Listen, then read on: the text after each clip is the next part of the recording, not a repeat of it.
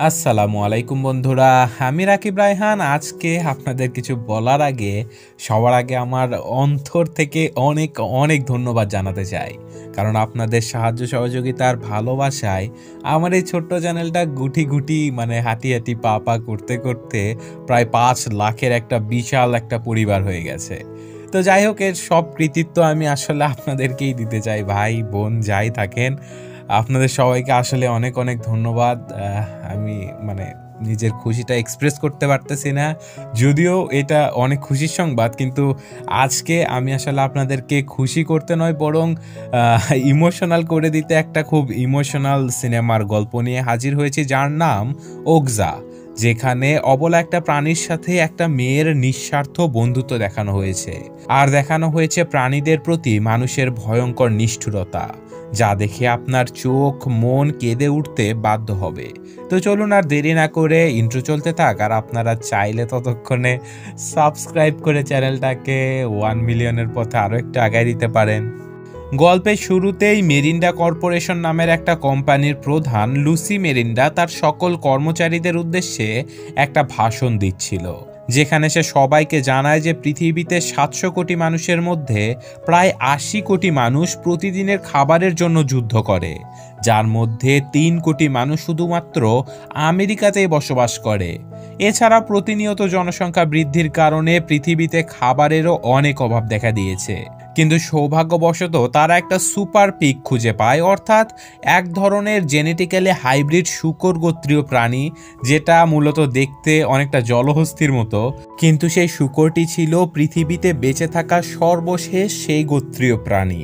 তাই তার কোম্পানির বিজ্ঞানীরা সেই শূকরটির উপরে বিভিন্ন রকমের রিসার্চ করে সেই শূকরটির প্রায় ২৬টা ক্লোন শূকর তৈরি করেছিল, যেগুলো হুবহু সেই শূকরের মতোই ছিল। এই শূকরগুলোর বৈশিষ্ট্য ছিল এরা খুবই কম খাওয়া দাওয়া করত আর প্রচুর পরিমাণে স্বাস্থ্যবান হতো, যার ফলে এদের মাংস দিয়ে মানুষের বৃদ্ধি পাওয়া খাদ্যের চাহিদা পূরণ করা সম্ভব হতো। আর এই উদ্দেশ্যে লুসি এই ২৬টা শূকরকে পৃথিবীর ২৬টা দেশের বিভিন্ন কৃষকের কাছে লালন পালন করার জন্য দিয়েছিল। এদিকে তারা তাদের ল্যাবরেটরিতে এমন শূকর তৈরির আরও বিভিন্ন প্রসেস করে যাচ্ছিল, যাতে করে তারা এই ২৬টা শূকরের মধ্যে এটা বুঝতে পারে যে শূকরগুলো আসলে কোন ধরনের পরিবেশে সব থেকে ভালোভাবে বাঁচতে পারবে। আর সেই শূকরগুলো লালন পালন করার জন্য সেই কৃষকদেরকে ১০ বছর সময় দেয়া হয়েছিল। আর ১০ বছর পরে একটা বিশাল অনুষ্ঠান করে সেই শূকরগুলোর মাঝে থেকে সব থেকে বড় আর স্বাস্থ্যবান যে শূকরটা হবে তার মালিককে অনেক পুরস্কার দেয়া হবে। আর এখন আমরা দেখতে পাই ১০ বছর কেটে গেছে, আর দক্ষিণ কোরিয়ার একটা জঙ্গলের ভেতরে মিজা নামের একটা মেয়েকে আমরা দেখতে পাই একটা বিশাল বড় জলহস্তির মতো শূকরের সাথে। মিজা তার শূকরটার নাম দিয়েছিল ওকজা। মিজা দক্ষিণ কোরিয়ার একটা দুর্গম পাহাড়ি অঞ্চলে তার দাদার সাথে বসবাস করত, আর ১০ বছর আগে তাদের কাছেও লালন পালন করার জন্য এই হাইব্রিড শূকর ওকজাকে তাদের কাছে দিয়ে গিয়েছিল লুসির সেই কোম্পানিটি। এদিকে এত বছরে ওকজার সাথে মিজার খুব ভালো বন্ধুত্ব হয়ে গিয়েছিল। মিজা জঙ্গলের ভেতরের গাছগুলো থেকে ফল সংগ্রহ করে, আর যখনই মিজা ওকজাকে নদীতে ঝাঁপ দিতে বলে, ওকজা নিজেও যেন মিজার সকল কথা বুঝতে পারত। তাই আর একটুও দেরি না করে ওকজা নদীতে ঝাঁপ দিয়ে মিজার জন্য মাছ ধরতে থাকে।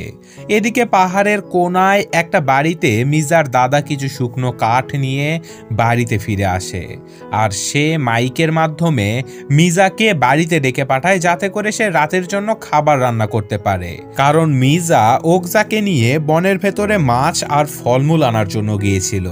কিন্তু এদিকে বনের ভেতরে ওকজার সাথে মিজা ঘুমিয়ে পড়েছিল বলে তার দাদার ডাকাডাকি মিজা শুনতেই পারে না।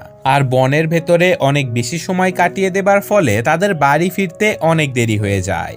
আর এই জন্য মিজা একটা শর্টকাট রাস্তা দিয়ে ওকজাকে নিয়ে বাড়ির দিকে যেতে থাকে। কিন্তু পথিমধ্যেই পা পিছলে মিজা একটা পাহাড়ের চূড়া থেকে নিচের দিকে পড়ে যেতে থাকে। কিন্তু ওকজা কোনো রকমে মিজার সাথে থাকা একটা দড়ি ধরে মিজাকে নিচে পড়ে যাওয়া থেকে কোনো রকমে আটকে দেয়। কিন্তু ততক্ষণে ওকজা নিজেও পাহাড়ের উপর থেকে নিজের নিয়ন্ত্রণ হারিয়ে ফেলেছিল। কিন্তু তখনই ওকজা সেখানে একটা গাছের ডাল দেখতে পায়, যে ডালের মাধ্যমে এই অবুঝ প্রাণীটা মিজাকে বাঁচিয়ে দিয়ে সে নিজেই পড়ে যায় পাহাড়ের উপর থেকে। মিজা দ্রুত পাহাড়ের নিচে এসে দেখতে পায় এত বিশাল দেহ নিয়ে উপর থেকে পড়ার পরেও সৌভাগ্যবশত ওকজা বেঁচে আছে।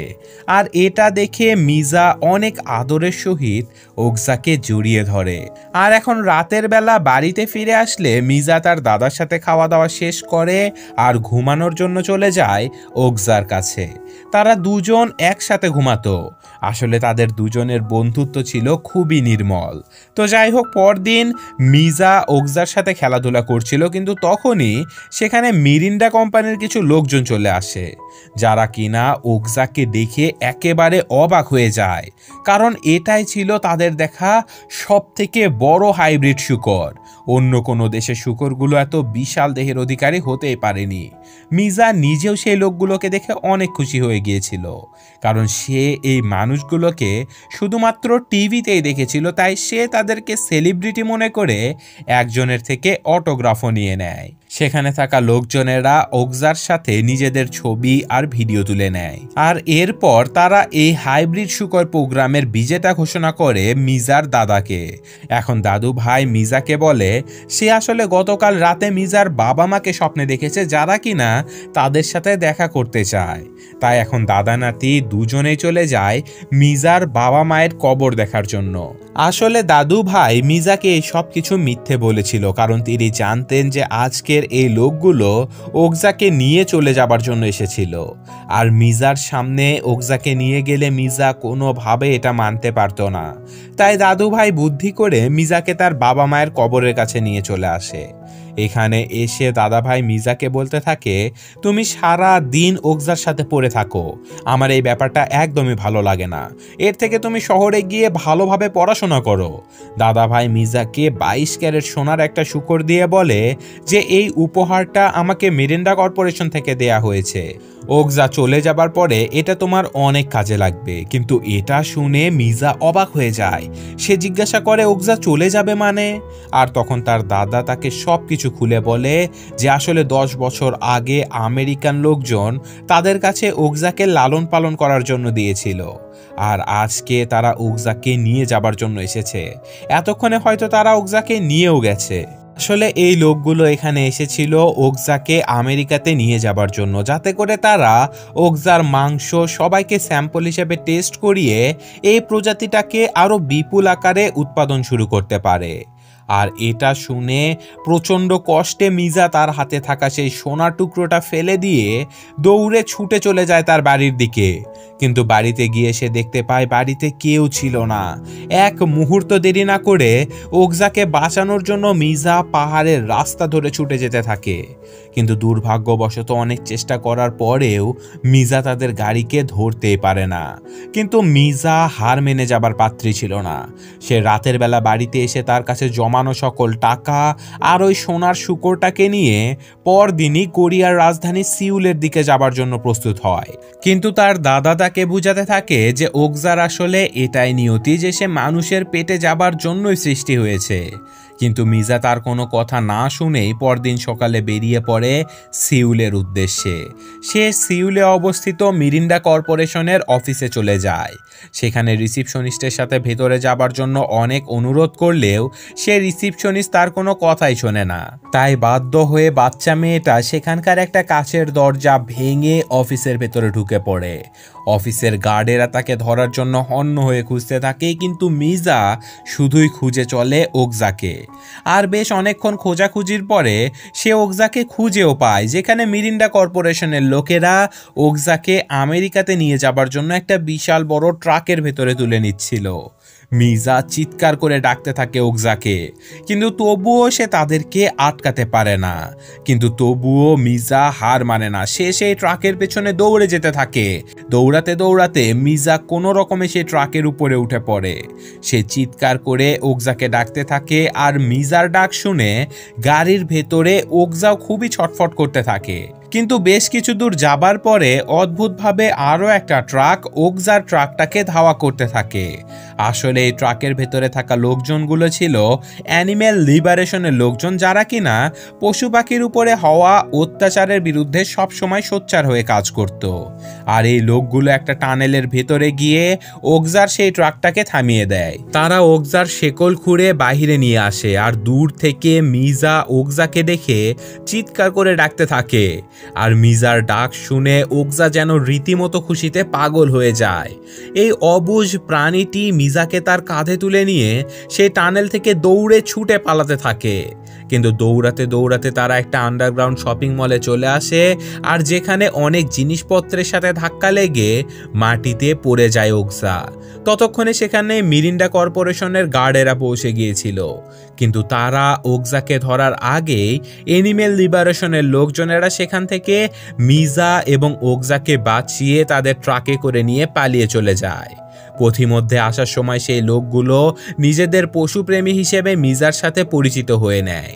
এরপর তারা মিজাকে সবকিছু খুলে বলে যে আসলে মিরিন্ডা কর্পোরেশন সাধারণ শূকরগুলোর উপরে বিভিন্নভাবে এক্সপেরিমেন্ট করে সেগুলোকে হাইব্রিডে পরিণত করেছিল, কিন্তু তাদের এই পরীক্ষার মাধ্যমে সকল শূকরগুলো এতটা সুন্দর বা স্বাস্থ্যবান হয়নি। তাই মিরিন্ডা কর্পোরেশনের লোকেরা সব থেকে সুন্দর 26টা শূকরকে পৃথিবীর বিভিন্ন দেশে লালন পালন করার জন্য পাঠিয়ে দিয়েছিল, আর তারা এই শূকরগুলোকে দিয়ে একটা কম্পিটিশন করাতে চায় আর তাদের সকল কাস্টমারদেরকে বুঝাতে চায় যে এই শূকরগুলো সম্পূর্ণভাবে প্রাকৃতিক খাবার খেয়ে আর প্রাকৃতিকভাবেই এমন বিশাল দেহি তৈরি হয়েছে। আর মানুষেরা যখন এই শূকরগুলোকে পছন্দ করতে শুরু করবে, তখন তারা আসলে তাদের এক্সপেরিমেন্ট করে রাখা সেই শূকরগুলোকে মেরে তাদের মাংস মানুষের কাছে বিক্রি করবে। আসলে এই সুন্দর শূকরগুলো শুধুমাত্র মিরিন্ডা কর্পোরেশন এক ধরনের বিজ্ঞাপনের মতো করে সবার সামনে আনতে চলেছিল, কারণ যদি সাধারণ মানুষ জেনে যেত যে তারা আসলে বিভিন্ন কেমিক্যাল দিয়ে এক্সপেরিমেন্ট করে তৈরি করা শূকরের মাংস খাচ্ছে, তাহলে তারা কেউই কখনোই মিরিন্ডা কর্পোরেশনের মাংস কিনবেই না। কিন্তু মিরিন্ডা কর্পোরেশন এটা এক ধরনের প্রতারণা করছে, আর অ্যানিম্যাল লিবারেশনের লোকজনেরা এই প্রতারণাটাকে সবার সামনে এক্সপোজ করতে চায়। আসলে তারা নিরীহ প্রাণীগুলোর উপরে কষ্টদায়ক এমন এক্সপেরিমেন্ট করার কারণে লুসি মেরিন্ডার শাস্তি চায়, আর তাই তারা ওকজার কানে একটা ভিডিও ক্যামেরা বসিয়ে সেখান থেকে পালিয়ে চলে যায়। কিন্তু মিজা তার বন্ধু ওকজাকে ছেড়ে কোথাও যায় না। ততক্ষণে সেখানে শহরের অনেক পুলিশ অফিসারেরা চলে এসেছিল, কিন্তু এদিকে ওকজা আর মিজার খবর দুনিয়াব্যাপী ভাইরাল হয়ে গিয়েছিল। সাধারণ মানুষেরা সবাই বুঝতে পারে যে অ্যানিম্যাল লিবারেশনের লোকজনেরা কিভাবে একটা শূকরকে বাঁচানোর চেষ্টা করছে, আর সেই শূকরের মালিক তার প্রিয় বন্ধুটাকে কোনোভাবেই আমেরিকাতে পাঠানোর জন্য রাজি ছিল না। সাধারণ মানুষ এই খবরগুলো জানার পরে মিরিন্ডা কর্পোরেশনের শেয়ারের দাম খুব দ্রুত গতিতে নিচে নামতে থাকে। মিরিন্ডা কর্পোরেশনের অনেক বদনাম হয়ে যায় এই ঘটনার পরে। কিন্তু লুসি মেরিন্ডা খুবই চালাকির সহিত একটা সিদ্ধান্ত নেয়।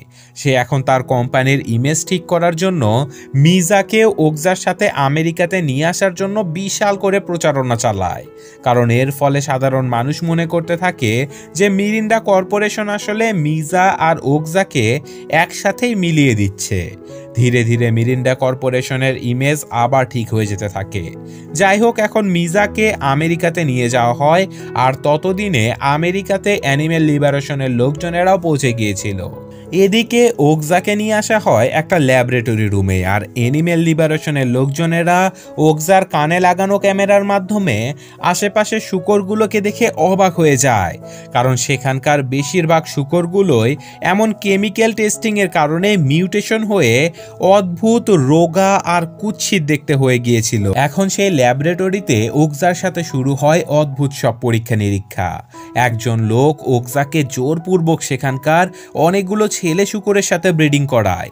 শুধু তাই নয়, ওকজার মাংস টেস্ট করার জন্য জীবন্ত ওকজার শরীর থেকে মাংস তুলে নিয়ে আসে তারা। প্রচণ্ড কষ্ট আর যন্ত্রণায় ওকজা সেখানে ছটফট করতে থাকে। এদিকে ওকজার মাংস খেয়ে কর্পোরেশনের লোকজনেরা অবাক হয়ে যায়, কারণ ওকজা শুধু দেখতেই সুন্দর নয়, খেতেও প্রচণ্ড টেস্টি। আর এখন ফাইনালি সেই কম্পিটিশনের দিন ঘনিয়ে এসেছিল। তাই মিরিন্ডা কর্পোরেশনের লোকজনেরা জোরপূর্বক মিজাকে সাজিয়ে গুছিয়ে নিচ্ছিল যেন সে সবার সাথে হাসি মুখে স্টেজে ওঠে। কিন্তু মিজা মনে মনে ভাবছিল যেভাবেই হোক সে তার বন্ধুকে আবার তার গ্রামে ফিরিয়ে নিয়ে যাবে। প্রথমেই লিডার মিজাকে একা ছেড়ে যাবার জন্য তার কাছে অনেক ক্ষমা চেয়ে নেয়। সে মিজাকে সবকিছু বলে দেয় যে তাদের কাছে এখন ভিডিও স্বরূপ অনেক প্রমাণ আছে যেগুলোর মাধ্যমে তারা ওকজা এবং মিজাকে বাঁচিয়ে নিতে পারবে। এছাড়াও এই মিরিন্ডা কর্পোরেশনকে সবার সামনে এক্সপোজ করে দিতে পারবে। এদিকে বাহিরে মিরিন্ডা কর্পোরেশনের লোকজনেরা বিশাল বিশাল সব র্যালি বের করেছিল। আর এই অনুষ্ঠানের জন্য আশেপাশে সকল লোকজনদেরকে হাইব্রিড শূকরের মাংস দিয়ে তৈরি করা সসেজ তারা ফ্রিতে খাওয়াতে থাকে। তারা আসলে সাধারণ মানুষদেরকে বোঝাতে যাচ্ছিল হাইব্রিড শূকরগুলো খেতে যেমন টেস্টি, উৎপাদনও হয় তেমন প্রাকৃতিকভাবে। আর এখন স্টেজের উপরে লুসি সব লোকজনদেরকে উদ্দেশ্য করে অনেক মিথ্যা কথা বলে তাদের মন জয় করতে থাকে। তো যাই হোক, ফাইনালি স্টেজের উপরে এখন মিজাকে নিয়ে আসা হয় আর কিছুক্ষণ পরে সেখানে ওকজাকে সবার সামনে উন্মোচিত করা হয়। কিন্তু অদ্ভুতভাবে ওকজা আজকে মিজাকে চিনতে পারছিল না। মিজা বুঝে যায় ওকজা কোনো কারণে প্রচন্ড অসুস্থ ছিল, কারণ মিরিন্ডা কর্পোরেশনের লোকজনেরা তার উপরে প্রচন্ড নির্যাতন করেছে। এছাড়াও তার শরীর থেকে মাংস তুলে নেওয়ার জন্য ওকজা প্রচন্ড আহত এবং রাগান্বিত ছিল। আর এই সব কিছুর মধ্যেই অ্যানিমেল লিবারেশনের লোকজনেরা সেখানকার একটা বিশাল স্ক্রিনে ওকজার কানে লাগানো সেই ক্যামেরার মাধ্যমে রেকর্ড হওয়া ভিডিওগুলো চালু করে দেয়, যেখানে উপস্থিত সকল মানুষ দেখতে পায় কিভাবে মিরিন্ডা কর্পোরেশনের সেই শূকরগুলোর সাথে ভয়ঙ্কর রকমের নির্যাতন করা হয়, কিভাবে তাদের উপরে কেমিক্যালের পরীক্ষা নিরীক্ষা চালানো হয়, আর তাদের স্টকে থাকা বেশিরভাগ শূকরগুলো কিভাবে মিউটেশনের মাধ্যমে কুৎসিত আর রোগা দেখতে হয়ে গিয়েছিল। আর এই সব কিছু দেখে উপস্থিত জনগণ মিরিন্ডা কর্পোরেশনের উপরে প্রচণ্ড রেগে সেখানে আন্দোলন করতে শুরু করে দেয়। আর এমন হই হুল্লোড় দেখে ওকজা প্রচণ্ড ভয় পেয়ে যায়। এছাড়াও সে রেগে থাকার কারণে সেখানে থাকা মিজার উপরে হামলা করে দেয়। আর তখন মিজাকে বাঁচানোর জন্য লিডার ওকজাকে মারার জন্য আসলে মিজা লিডারের সেই লাঠিটা ধরে নিজের বন্ধুকে বাঁচিয়ে নেয়।